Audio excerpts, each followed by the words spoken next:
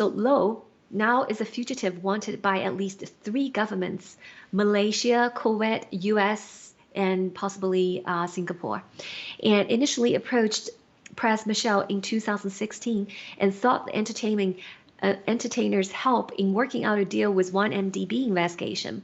But according to the court papers in the Higginbotham plea, which DOJ former employee George Higginbotham, Michel then contacted Robin Rosenzweig, Broidy's wife, who recommended Michel retain her law firm called Colfax Law Office, of which she was the chief operating officer.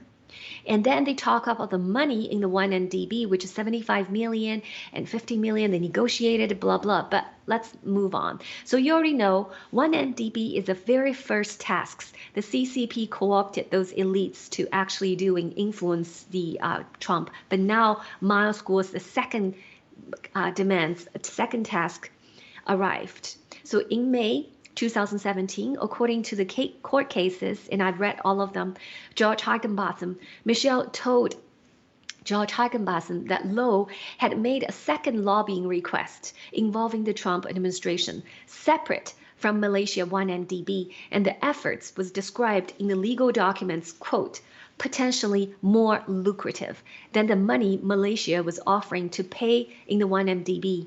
Malaysia was paid 75 million to dropping the 1MDB, okay? If they can drop the 1MDB in half, in 6 months, they get 75. If they cannot, they have to complete it within 180 or a year or something, they get 50 million. But when it comes to Miles School, they promised this would be more lucrative than the 1MDB lobbying.